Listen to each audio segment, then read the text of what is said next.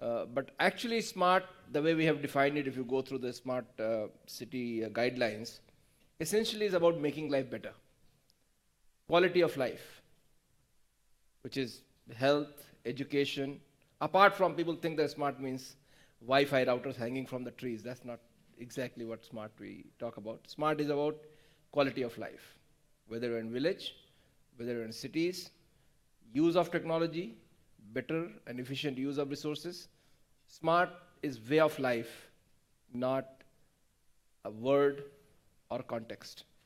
So with that, I'm going to request our panelists, um, very, very capable people who are doing things in their field, to introduce the definition in their understanding what smart means, and with the focus on not particularly the technology, not particularly the company they represent, but the people. How that smart is going to make life of people better. So can I start with you, Kamal? Yeah, sure. Yeah. Thank And you. the format we will follow that initially, the timer is there. Let each of us take 5 minutes to define that. And then based on what you say, we will be coming back to you. I'll be coming back to you with the questions. And given that smart is so well understood, we may not have many questions. We will still have around 10 minutes last, 10 minutes for Q&A, 10 to 15 minutes. So Kamal? Great. Good afternoon, ladies and gentlemen. Thank you, RK, for having us here. Uh, well, clearly, to my mind, the future belongs to a connected and a smart world. And why do I say so? I think there are a couple of trends which we need to really look at. The three things which are happening very, very clearly. One is digitalization, which means connected world, smart world in any case. So technology is going to drive that. The second, of course, is very critical, which is rapid urbanization. So this rapid urbanization, what does it mean? It means close to 497 million people in India would move from rural areas to urban areas in the next 35 years, which means we are going to create another 1.5 Americas in India in urban areas over the next some time. What does this mean? We are already living in a very congested society. The number of private vehicles, the two-wheelers, the four-wheelers are increasing. Just imagine add 50 crore people to that additionally over the next 35 years. So that's going to be a challenge. Emission norms are growing up. Over the last several centuries, the CO2 emission norm never crossed 300 ppm until 1950. Today we are at about close to 400 ppm. It's a huge, huge challenge. Transport is one of the biggest culprits. We add about 28% through fossil fuels to the CO2 footprint in the world. So that's another challenge. But of course, the transport industry has been showing a lot of responsible caliber. We did very well at COP21. We have accepted a challenge that over the next 15 years, we're going to reduce carbon footprint by 40%. Now, how is this going to come? I think technology is the answer to that. And that is really the driving point. But before I get onto the technology, I think three things have to pass the test for what technology need to do for us is sustainability. When I talk of sustainability, there are three aspects of sustainability. It should be economically viable. Whatever solution we bring, it should be economically viable. It should be socially inclusive. And third, it should be environmentally friendly. If any solution does not tick any of these boxes, that solution is not worth it. Technology for the sake of technology is not what the world needs. And that's why at Volvo, what we are doing is we have decided that all public transport going forward will be on electromobility, which means we are moving away from fossil fuels completely, and we'll get into first the hybrids in 3 stages, plug-in hybrids, and complete electric system of buses. So we will be zero on fossil fuels. When it comes to trucks, we've done a lot of research over the last 20 years, and we found a great solution in DME, which is going to be the future. It's a biofuel, it's carbon neutral, and that is going to really change the complete complexion. Because one thing we must realize that you can't wish away greater transport requirement. Transportation is good. Transportation adds to prosperity, which means the world is growing. So you can't wish away transport. There will be more transport, but it should be sustainable transport. So what we need to do is bring sustainable transport, which is connected, which is zero on emissions. That's very, very important because we have to pass the test of environment. It has to be socially inclusive. It has to reduce safety. We have tremendous issues on safety. Number of accidents have increased dramatically. So therefore, the automated vehicles, we have done 3-4 things. I'll just share with you a couple of them. The first one is we started with locked-in vehicles, which means it was partly automatic. The transmissions, the lane warning alarms, the braking systems. Then we said, this is not enough. We need to make drivers' life better. So we went on to automated vehicles, which means that we have started platooning, which means the first truck on the road is driven by a driver. The balance 8 trucks are digitally locked in to the first truck. And we have proved that there are fuel savings of 16%. So that's very important. We have to find economically viable solutions. So to my mind, these are some of the trends which are going to define in terms of mobility, what's going to happen. But of course, in addition to technology, a lot of policy requirements and a lot of mindset changes in people have to come in. People have to start loving transport. Private vehicles should be only for adventure and highways. We have to embrace public transport. And it could be multimodal, it doesn't have to be bus. It can be bus, it can be train, it can be many more ways of doing it. But I think more importantly, the state has to help in policy making. There are a number of issues, of course. There are cybersecurity issues, there are life cycle cost issues. Today, the purchasing by the public departments is done on the lowest cost, on typically L1. That won't work. You need to create demand for sustainable solutions. Sustainable solutions have also to be economically viable, but over the life cycle cost. We must compare the life cycle cost of what solutions we bring in. So I think to my mind, these are some of the mega trends which you will see going forward, and Volvo is committed. And we have taken a personal commitment as Volvo Group to reduce 40 tons of CO2 over the next 15 years. All right. So next, Ravi. So here says that making the world's roadways smarter and safer. And you are a company which has a deep presence in Bangalore. That's right. So I would like to know from you, because usually when you talk smart, a lot of it seems to be very alien to India, whether it is being produced, innovated, or being used in India. But people talk about autonomous cars. Well, I'm not sure how those will manage Marthahalli and Kyarpuram, correct? So we really need to, from your perspective, and you, I believe you spend a lot of time in US and you have a tech center here. What's your view on the smart mobility? And how do you think, policy part will come to the next side, because today's session and this seminar is about technology and policy. Because without policy enablement, none of these technologies are going to be viable. So first, tell me about the technology part, and then the next session, the next segment will do the policy. Sure. When we started our company, it focused on smart transportation. The vision of any government is to reduce accidents and save lives. When you have to implement this vision, there are a lot of obstacles you have to cross. And startups are very good at developing prototypes that can be deployed in pilot programs, smart city programs that allows you to do the validation. So I'll give you a simple example of how a startup company that has deep roots in Bangalore has played a significant role here. When we look at crash avoidance systems, there are a lot of sensors that are being built inside vehicles. But that means that you have to embellish the existing car by putting another $20,000, $30,000 to make sure that it can drive by itself.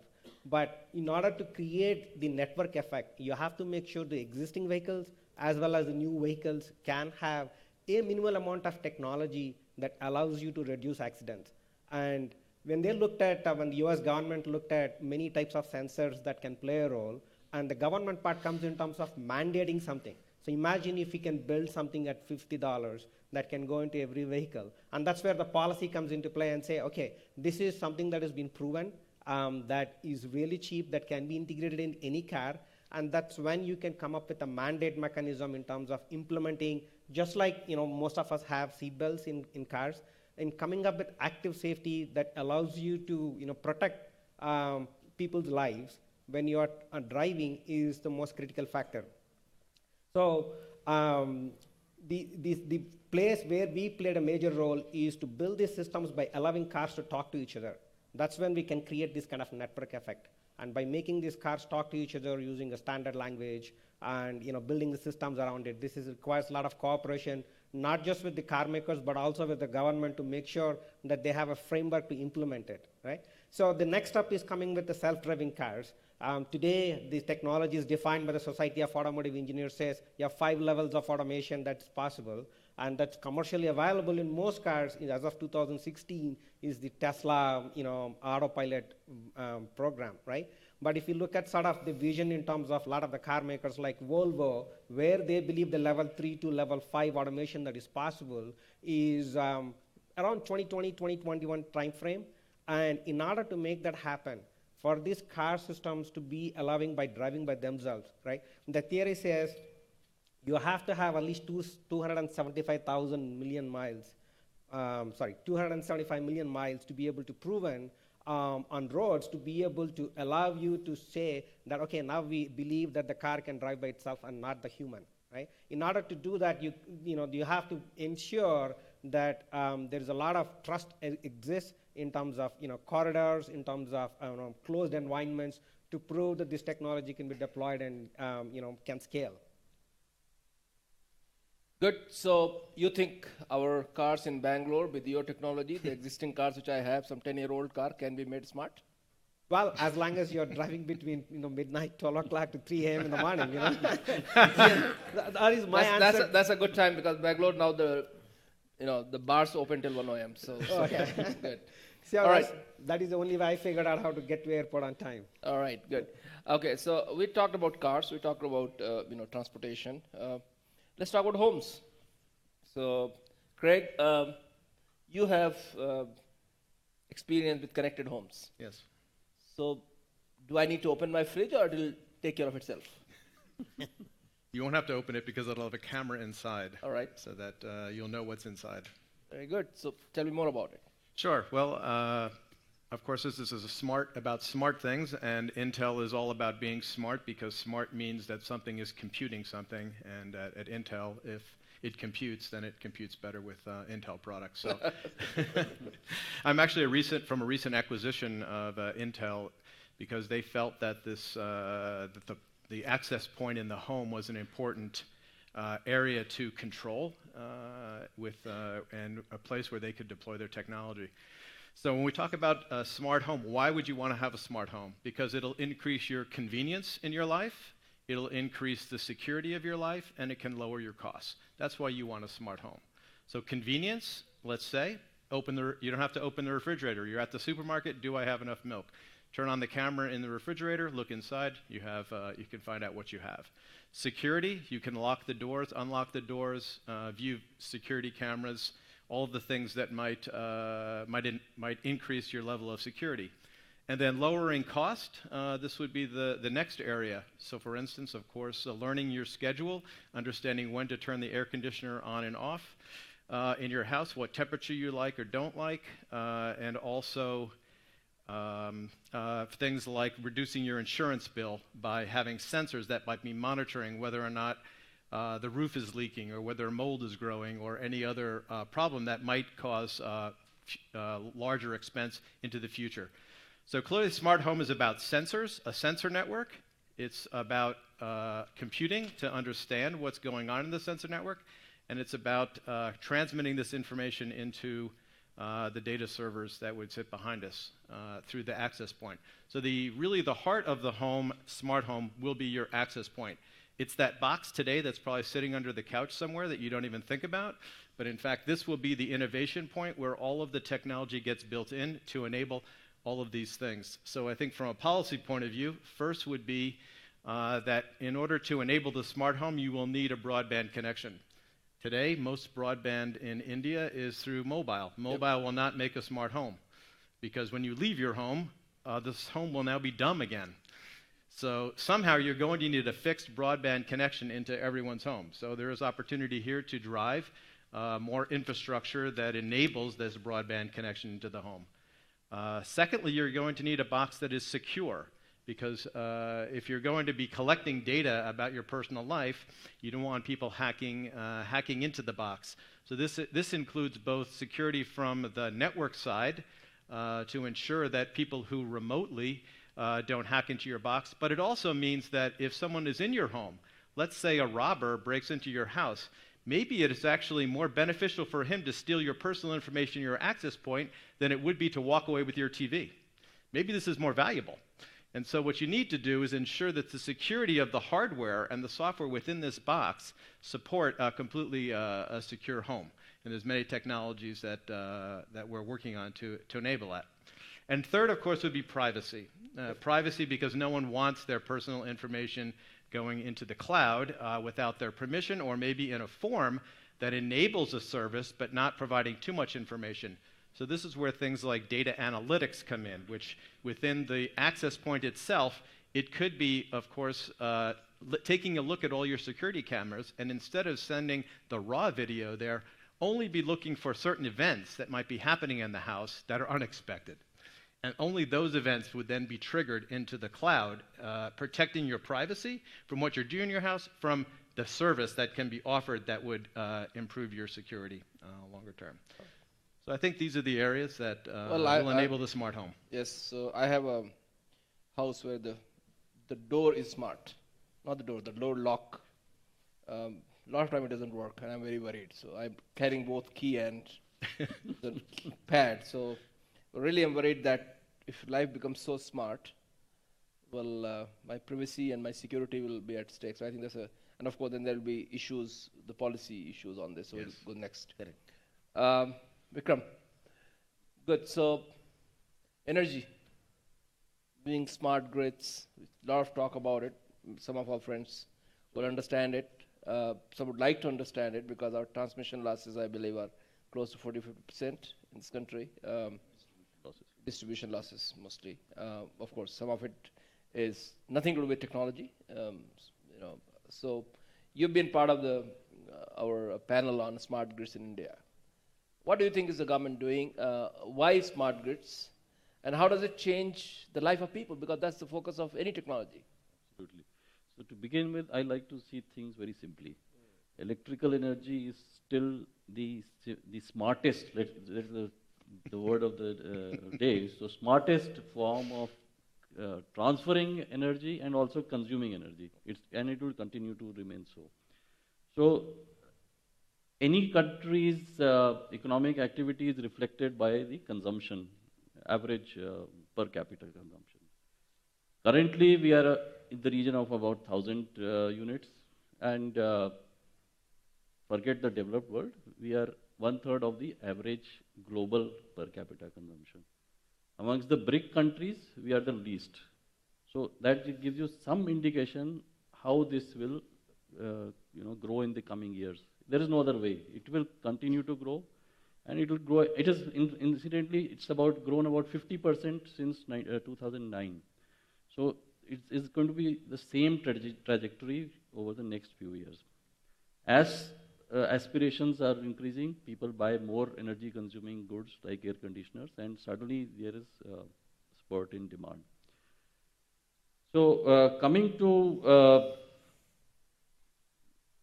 the smartness in the grids, I see it as a relative term.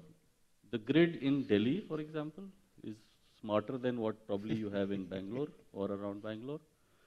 You go to any other town, it will be less smart. And if you go around 250, 300 kilometers in any direction from any metro, there is probably you are lucky if you have a grid.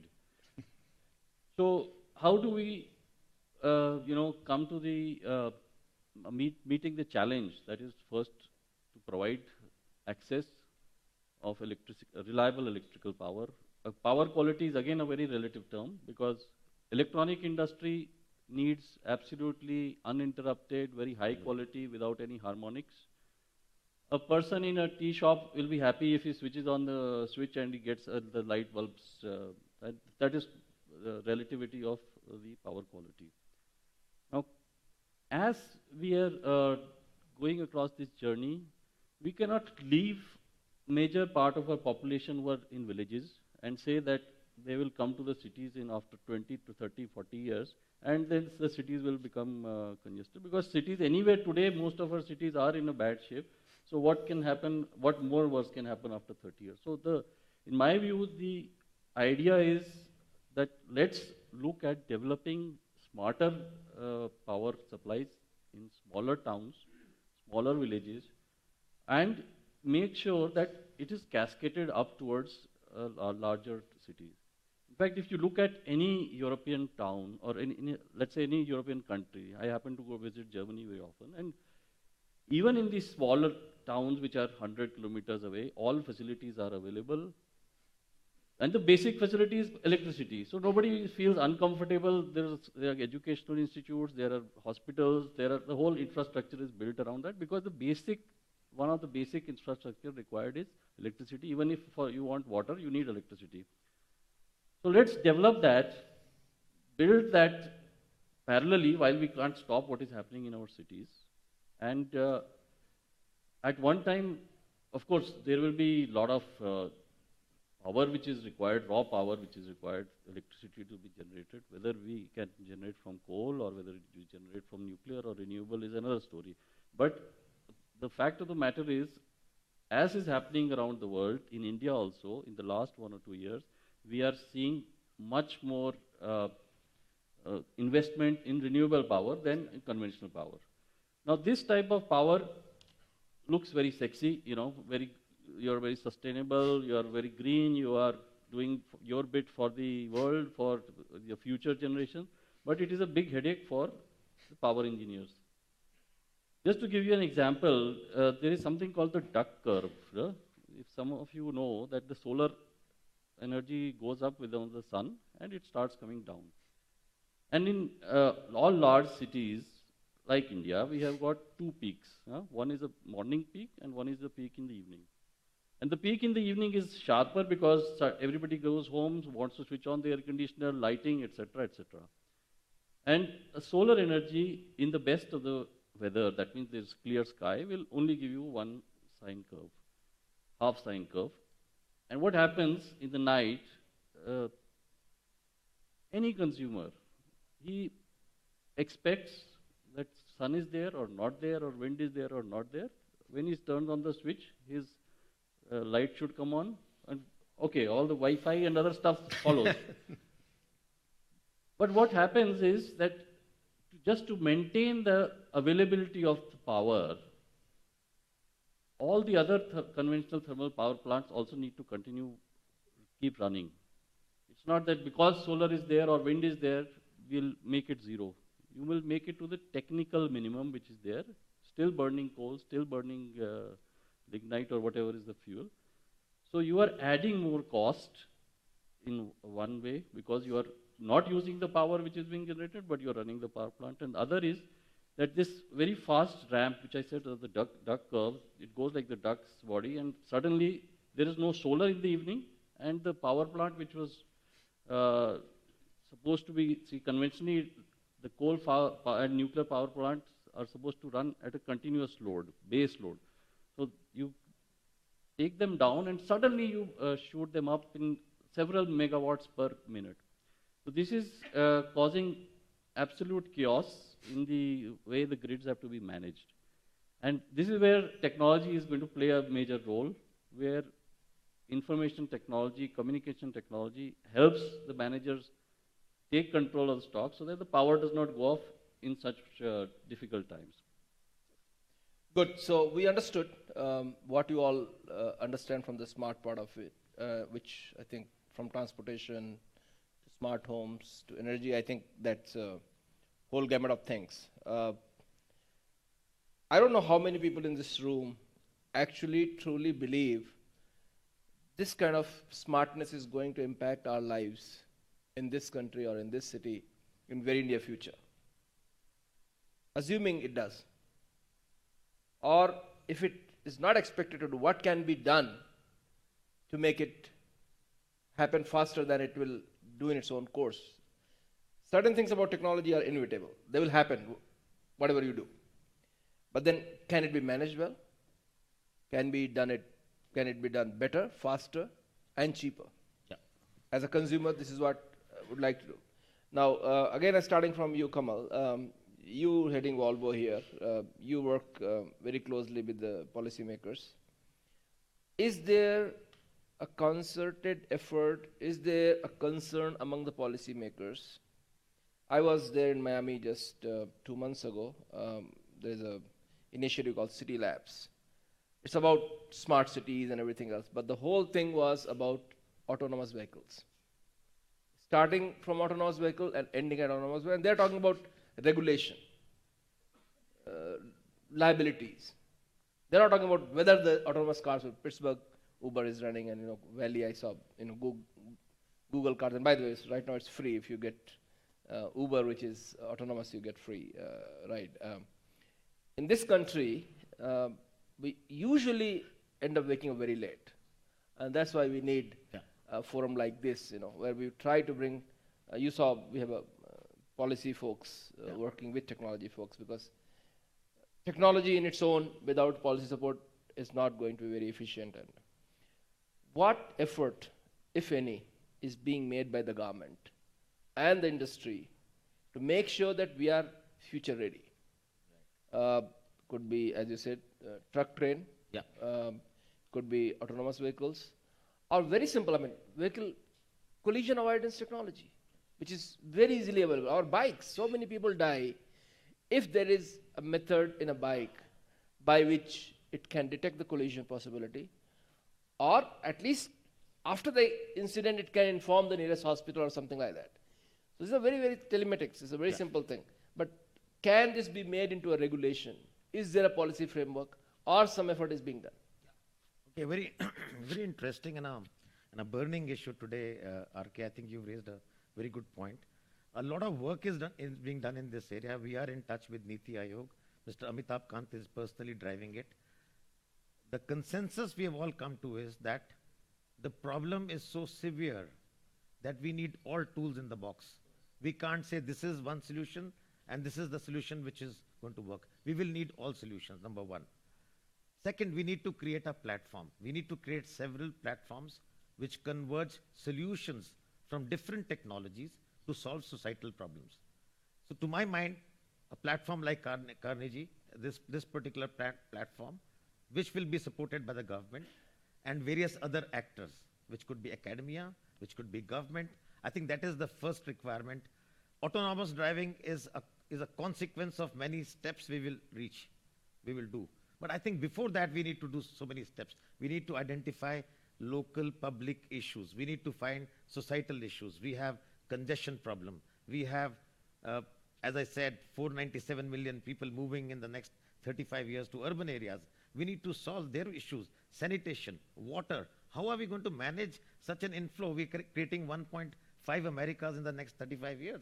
So we need to have platforms which converge technologies, one on mobility, sanitation, water management, all of that. So I think these are some things that is part one. Then we need to have harmonized protocols. Now, different equipment, different vehicles can't use different protocols. We need to have a solution there. So I think that's the second step. So to my mind, these are the two major ones, the platform, and of course, then we can talk of incentivizing certain good things, innovation, all of that can happen. But to my mind, if you ask me one thing, we need to reset our assumptions. We need to organize for future. We need to move with agility, and we need to digitalize our business. I think these are the four things to my mind which will drive and get various actors onto the same platform to find societal solutions by converging technologies from different stakeholders. So you believe that, and you mentioned that there is effort going on at the Niti Aayog level. Yeah, but this effort, RK, needs to be supplemented. We need a much larger critical mass. I was talking to Vikram. I think we will need to, like people like Siemens, Volvo, and several other players. I mean, I think we need to collaborate. The world is going to change. There's going to be a paradigm shift. The competitors may be not sitting in this room. Maybe tomorrow as Volvo I might be competing with Apple. So it's not a question of which industry category you work. We need to really look at solutions, converge solutions to solve societal problems. If we do that, it's great. Technology for the sake of technology will not work. So my experience from, because before in my current avatar, I have been in technology field, and I saw this play time and again. Industry by and large usually never tries to come together. We have competing platform, whether it was starting from the VHS tapes to, where we always had eternal fights and ultimately won by Google and Apple, Android versus iOS. I think even in your field, I don't think people are going to be, usually it is the governments, it is the regulators, it is the policy makers of telecom.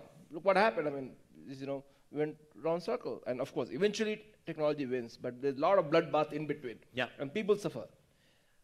I believe, and that's where I think post this summit, we need to create Absolutely. a platform, not driven by a particular company or industry, but a common platform which is neutral. Neutral, absolutely. And where we bring, so that's what I think is your... Mr. Kant is willing to support this platform. Yeah. He's asking, Niti Aayog wants to work on this because we have very little time. Things are changing very, very fast. See, we can't get excited by technology. Yes. Technology has to solve some problems. Technology is just itself, enabler. technology Yeah. will Yeah, not. that's very important. Okay, Vikram, I believe Piyush keeps talking a lot about smart grids, and I think a lot of effort are being done by that industry, and I think one of the very progressive ministers and ministries. Absolutely.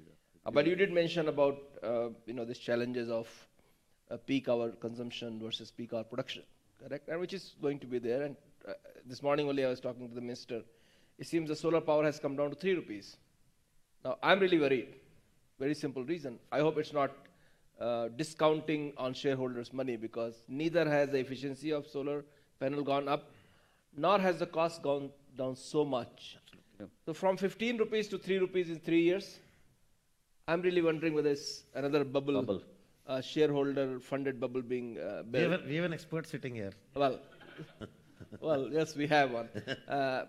So I think there too, it's very important, and of course, your ministry, which is Power Ministry and renewable energy, is there a platform kind of policy making and industry coming together? I know Siemens is one of the dominant players, but there are many other players. You guys have standardization on when it comes to the smart grid, smart power distribution system, things like that? Yes, so we started pretty early in India, Yeah. to be honest, smart grid movement. And I was one of the founder members of India Smart Grid Forum at that point of time. Later on, now I'm working for IMA. IMA is Indian Electrical and Electronic Manufacturers. IMA. And we regularly interact with what is now been established as a mission, National Smart Grid Mission. Yeah. So there were some pilot projects which have been identified, partly being funded by the ministry and partly by the state. So power is also a very interesting subject because it is a concurrent subject. Yeah. So this concurrent subject business was something which we learned in civics when we were in school, but now when you are in the field, you see how beautifully it plays, because states have their own priorities and center has another priority. So anyway, so coming back to the topic, fundamentally any technology must be associated with processes and people. So as power is a concurrent subject, we fail very badly because the utilities are state utilities, and if you see a marked difference, there will be, all are not bad, all are not very good, but they're all, let's say, somewhere in between, and some right at the extreme. So when you introduce a technology, let's say we introduce smart technology, smart meters, GSM, the whole communication, a lot of servers, the data is coming. Now, if the people there do not have processes what to do with the data, or the people are, going to, I'll give you an example. We had a fantastic installation. We were so proud of it from Siemens. And the customer did not want to use it. He would log the control center in the evening at 5 o'clock and go home. And that is the time when most of the problems would come in the grid, and he should have been using it. But that was the process and that was the people. So that is unfortunate part of this. So what I'm trying to say is that while technology exists, there are challenges. Of course, protocols and the whole set of things are there. But we are working towards that. We as industry, we as think tanks, and everybody is trying to make some sense out of it. But the other aspect, that is the processes within the organization and the people who are going to accept and use this technology, that is something where a lot of work still needs to be done. And this is appreciated by ministry. They are working with us. There have been other agencies like USAID who have also contributed towards forming training programs.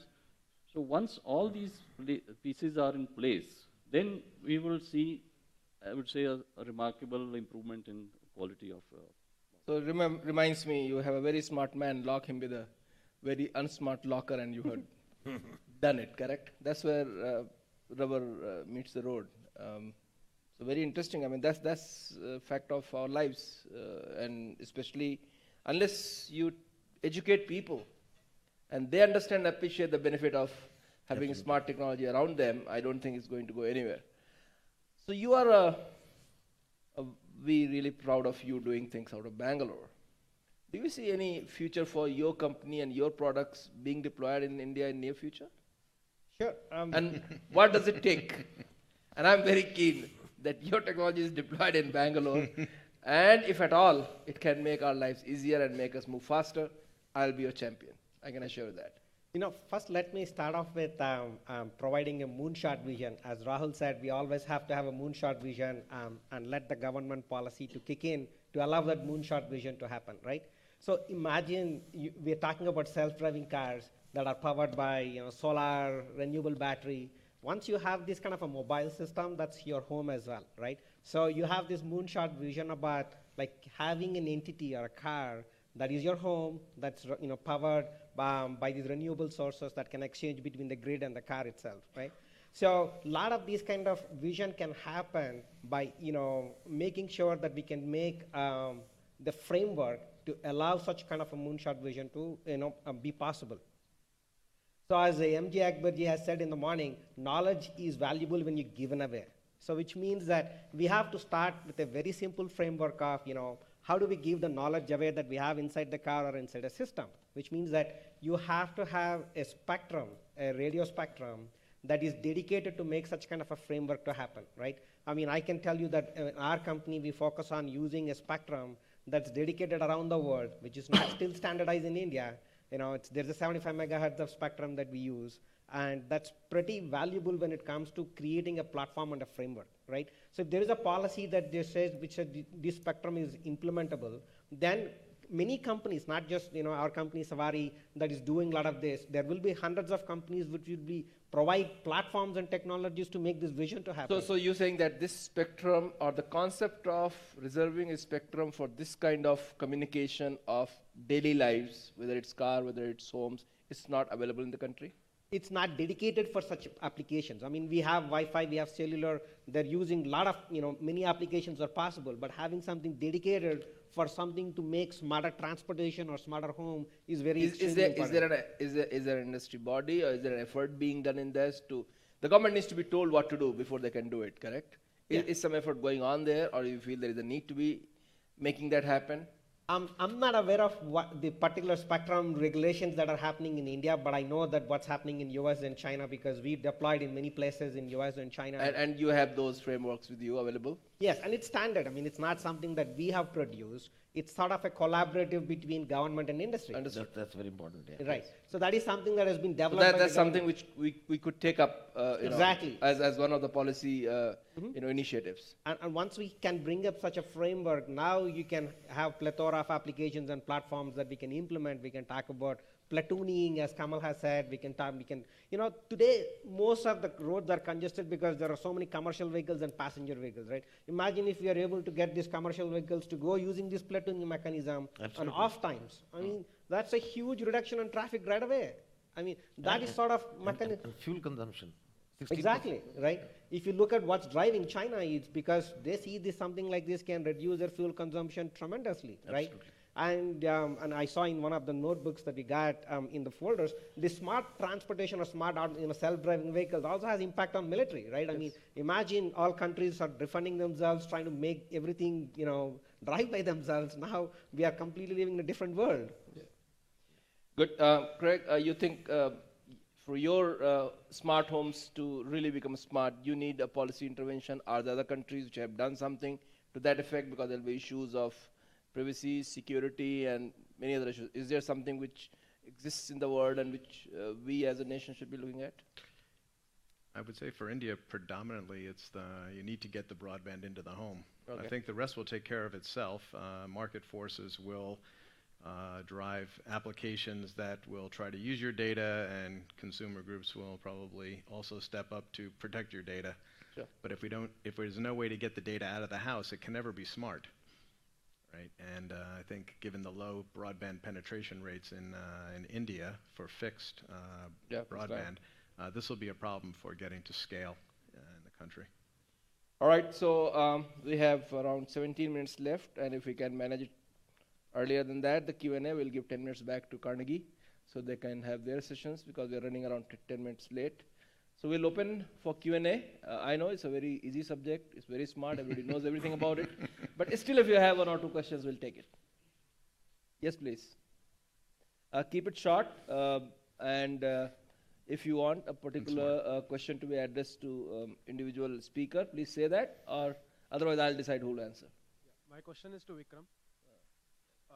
I was working for a startup based in renewable energy startup based in Zurich, and there when we did a pilot project with Denmark, where we built a software based on the existing platform of the smart energy meters. And as far as I understand, energy market has always been encapsulated starting from Edison, and the end users don't need is not connected with the industry and don't know what's happening behind that layer. So if we want to establish a connection with the end user and the industry, what are the policy changes? What are the policy policy challenges that we would face if we try to accomplish that in India? So open access is already a policy provision which is there. Anybody who wants to purchase power directly from any user, it could be anywhere in the country. So it is available, but there are a lot of issues because there are surcharges, etc., which the local utility will put on the user. So it is not really taking the effect what it should have, what it was envisaged to take up.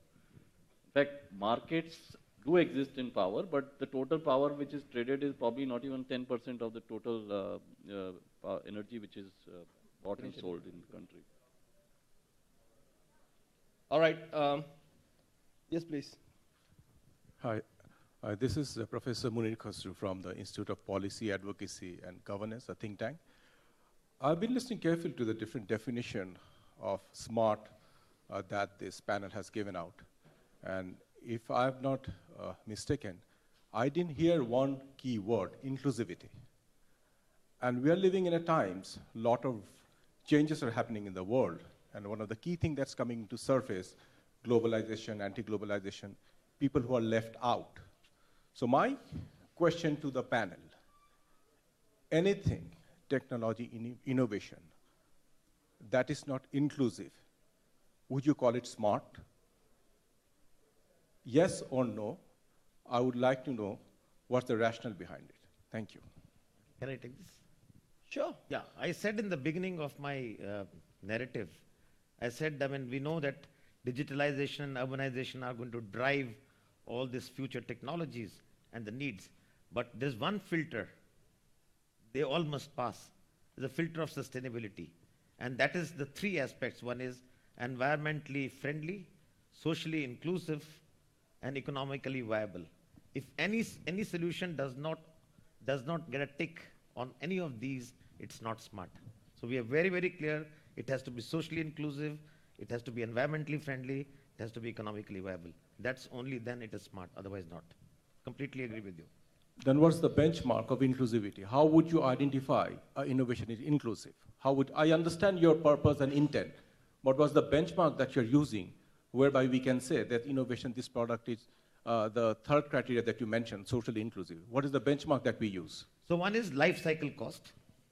So it's not the initial cost. Many times we run away from a technology because the initial cost is high. So when it comes to public spends, we need to look at the life cycle cost. For the complete life cycle, what is the cost? And the cost has to be direct, tangible, and indirect.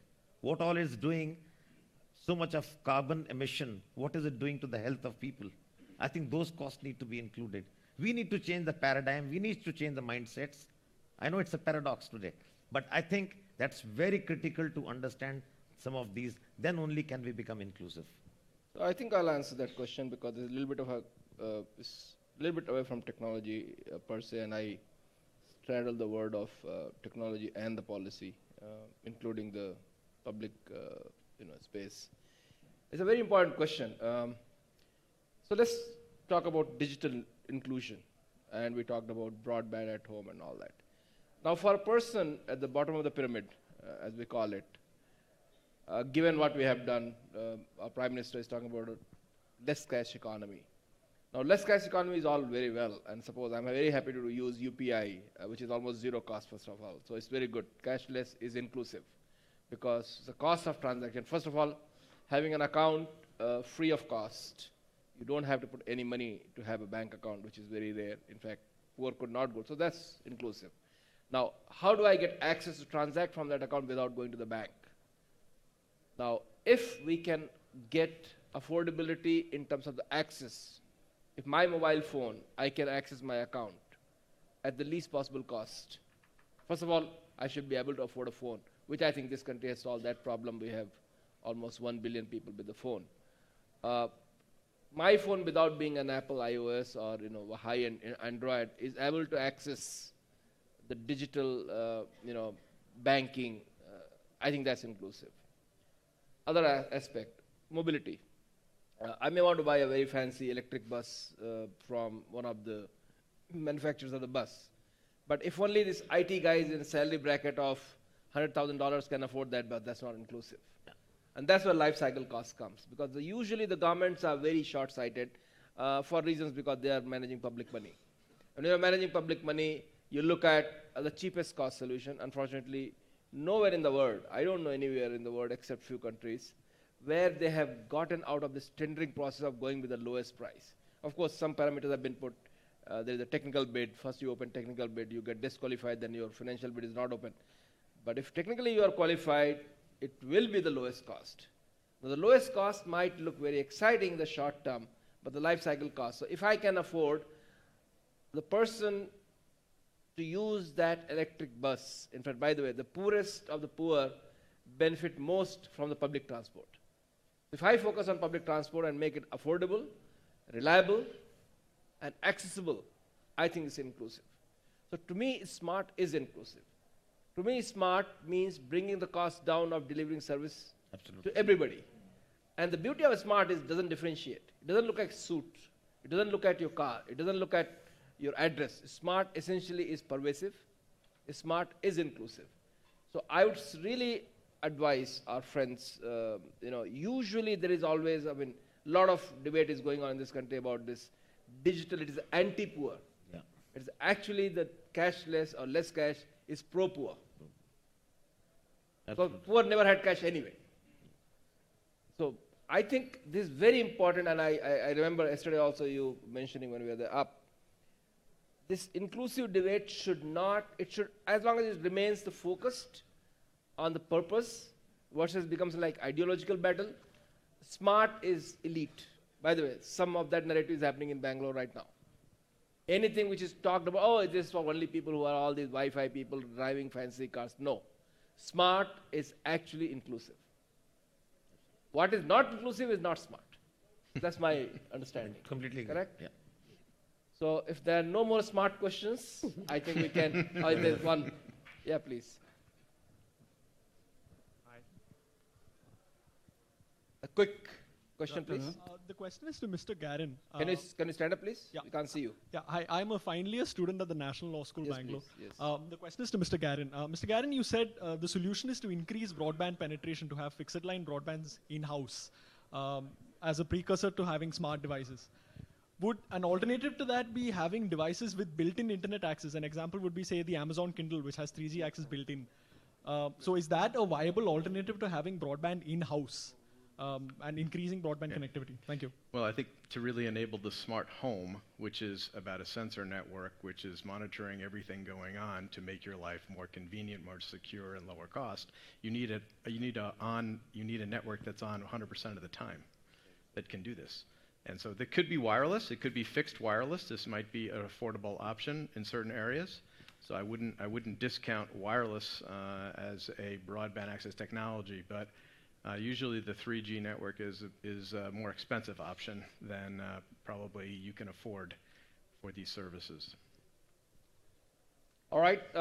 Thank you all. I think we finished smartly. 7 minutes, 30 seconds is still to spare. Thank you. More than that, I think, RK, it's a fantastic panel. I must tell you, whatever little I could Excuse catch. me. But Anand feels it's, we'll not take any more questions if anybody has one. You'll meet everybody outside, so that's not a problem. But thank you all for joining us, Kamal, Ravi, Vikram, and Craig, and of course, RK Misra. Brilliant panel. I would have given you more panels if I knew you chaired like this. So thank you so very much. We'll take a You always underestimate.